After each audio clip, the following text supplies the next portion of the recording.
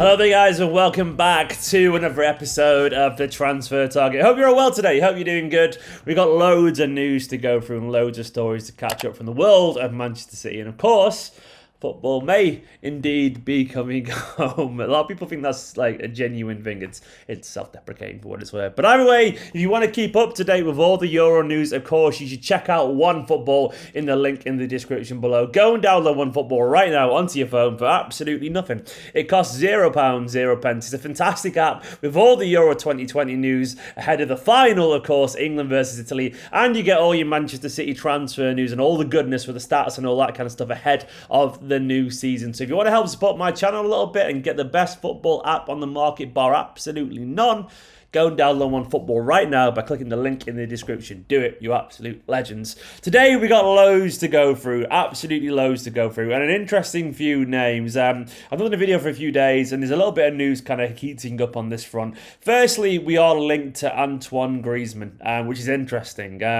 This comes from Foot Mercato, who said City have emerged as an option for Griezmann this summer, with the Guardiola allegedly had the Frenchman on the phone. Now, according to this, some people, these aren't a particularly great source. The agent of Griezmann is his sister, and apparently she's been chatting to Man City as well, offering the club the guide to the club.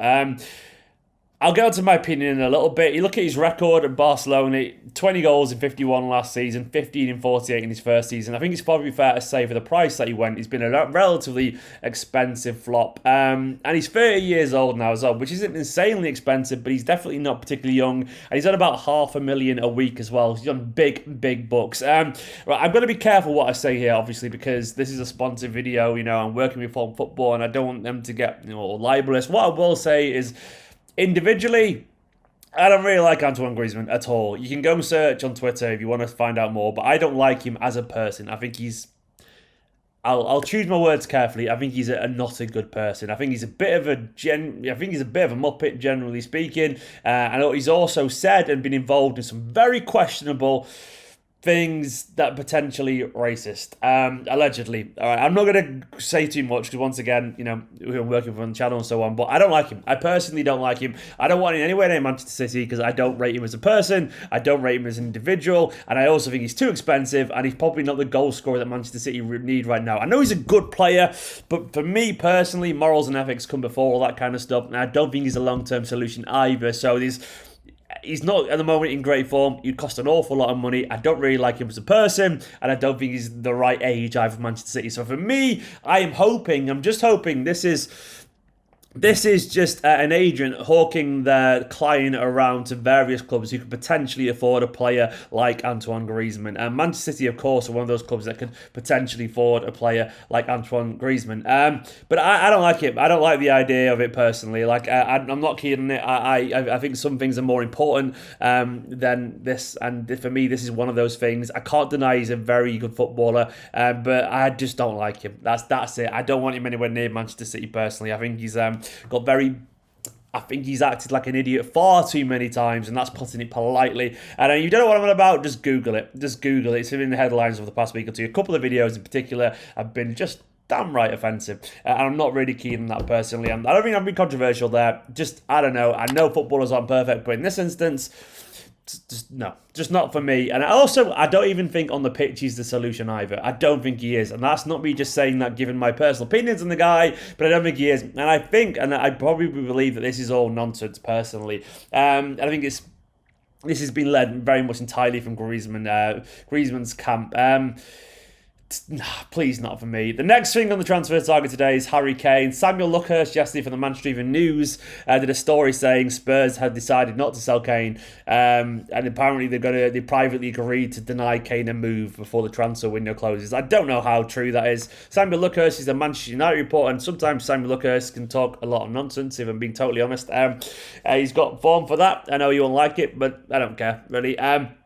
So I'm not really particularly strong on that. I don't know if it's true or not. What I will say is, Kane clearly wants to leave Spurs. Will it happen? I've always been sceptical of whether it's possible or not. I've always been sceptical how easy it's going to be. And I think we just have to wait and see how this develops. It's as simple as that, unfortunately. I've always thought it was going to be difficult. So Lucas may be right that it's going to be difficult or whatever. I don't think Spurs would agree to not sell him full stop because Spurs need the money. And if the right offer came in, I think they would consider it. Put it this way, like this idea that it's definitive that they wouldn't sell him full stop is nonsense. Because imagine it's not going to happen, but imagine hypothetically City went, all right, here's 200 million. You telling me they would still say no to that? No, they would say yes to it. So this idea that there is no price for Kane is just, it doesn't really add up at all. It doesn't add up at all. And we know that because loads of very connected Spurs journalists with The Athletic and so on have suggested that they want around 150 million, which is obviously not what City will go to. But the point being is that I do think he's available and on the table if the right offer comes and if Kane pushes hard enough and all that kind of stuff. We're just going to have to see. We're going to have to see. All I know is I hope it's not Griezmann. I don't know who it will be. Obviously, Patson Daka's gone now. Andre Silva's gone now. Haaland potentially still not on the table. Doesn't look like Lukaku would go anywhere. I don't know. Everyone's like, will we get Ings now or something like that? I don't really know the answer there either. It isn't going to be easy. It isn't going to be easy on that front. But we just have to wait and see, unfortunately. I just hope it isn't Griezmann, personally. Kane, I've made my feelings clear that I'm not necessarily excited by Kane. I can't deny he's a very good player. And if he came to Man City and he was our striker, I would be happy, but it doesn't mean I'd be excited, but I'd be happy. I was like, yeah, he's a world-class striker. I've never, ever denied that. And I can see as well how well he's linked up with Sterling in the Euros that I would not be against it at all, because obviously Kane's a fantastic player. A little bit of academy news. Adrian Bernabe, of course, is going to join Parma. Enzo Maresca, the EDS coach, is going to be the manager there, I think, if that's correct. Bernabe, good luck to him, man. He made a really nice little message as well, why he's leaving the club and all this kind of stuff. His contract's gone, and he decided not to... potentially not to extend it, and good on him, man. Good luck to him. He wants some football somewhere. He probably had his best actual form season for the EDS last season, often playing as a left back, and was a reinvention for him. But his energy, his tenacity, he's got obviously a lot of skill. Yeah, he was good there, like a little Alaba-esque, his little pace and darting in, not quite as fast as that, but his natural attacking instincts really lending himself to that role. Defensively, I wasn't sure if he was fully there, but what I will say is he was effective, and maybe a coach has had a season with him and really enjoyed playing for him. Maybe that's a good move for him. Good luck to the lad, though, and I've got nothing but kind words to say about Bernabe. He's a good player, and I wish him all the best over there as well. Morgan Rogers as well. There's some reports saying that Palace want him for around roughly around 7 million, and they would have their own sell-on percentage as well. I saw some reports that suggested, a rumour at least, that there'd be a buyback clause as well. So to be honest, I don't mind selling players like this. Like Morgan Rogers, we did sign for 3 or 4 million or something like that. So we'd be doubling our money, which is not loads, but it's the idea of the sell-on fee clause then, and also the buyback. If you get a buyback in there, selling for cheap, dirt cheap in my personal opinion. I don't know, imagine a buyback of like 20 million, which is still a massive profit for them. Even 25 million, because if he becomes Premier League quality, who's asked by 25 million? No one is. Like, no one's asked if he becomes high quality. He's 18 years old. He had a really good season on loan at Lincoln. But what I will say is Morgan Rogers... He's not seen as in the same bracket, whether it's fair or not, as the likes of Cole Palmer, McAtee, I would say Lavia, Delap and so on, and definitely nowhere near the levels like Foden and so on. He's a good player though, and he was signed with a really good, with really high rated basically, signed highly rated, and he went on loan earlier than some of our young lads, and Palace, under Vieira, would be an interesting move for him. We'd get to learn if he's good enough for the Premier League, and we'd obviously potentially have a buyback. I hope we would have a buyback, and it'd suit all parties, and good luck to him. They've signed that Olasey, the guy, though. I think it was the Reading player, I think. So I don't know if this will still happen, but it was interesting. And finally, there was some rumours going around that...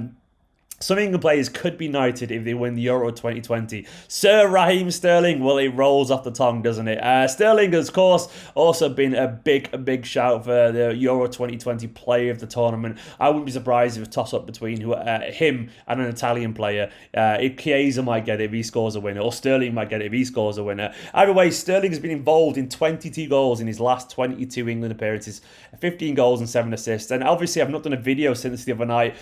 Sterling was absolutely fantastic the other night. Sensational stuff. Talismanic, and in my opinion, a step above everyone else on the pitch. He was, from the first minute to the last of the 120, he was absolutely excellent. The drive, the determination, and I know there's that debate about whether he dived or he cheated, all that kind of stuff. I don't think he cheated for what it's worth. I agree it was soft, but he darted past someone, and I've seen an angled side on. He isn't going down until after the 2 little bits of contact. There's slight contact, I agree.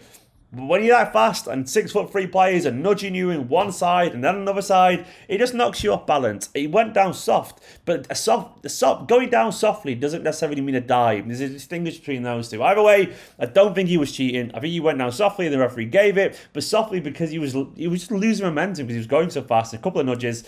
I would be upset if it happened to us, but I think there's a difference between a dive, a soft penalty, and a dive. I don't think he cheated, personally. Either way, even away from that moment, he was absolutely excellent, all over them. And Sterling, I'm loving his redemption. And what I will say, and I said this on Twitter, but I'm going to say again, if your reaction to Sterling playing really well for England has been, yeah, but he was crap last season, we should sell him, is why? What I will say is why? Why not just get behind him and see the positives and go, oh, this is amazing. This is the Sterling for us old. Hopefully he's back next season. Why not go there first instead of going to the negative place first and moaning that he wasn't like that last year? He had a bad year last year. He did. The season before that, everyone goes he was poor as well. He wasn't. He scored 30 goals and the whole team was poor the season before last as well. But he was still above average compared to everyone else. Everyone else was like below par, and I would say he was average when everyone else was below par. He scored 30 goals that season. I think he's had one bad season. And I'll allow it, because it was a pandemic and I don't know what caused it, but either way, he's human. It's human. What I will say is, though, is I'm excited looking at Sterling's form right now. So let's get behind him, and hopefully with confidence that comes from this tournament. And who knows, man, maybe he'll be United at the end of this. Who knows how far he'll go next season. Either way, I'm loving it. I'm absolutely loving it. You prove him wrong, Raheem. You prove all those doubters wrong. Guys, that are my views on all the transfer news. I don't want Griezmann. I don't want him. I'm not going to go into too much. Search it on Twitter if you want.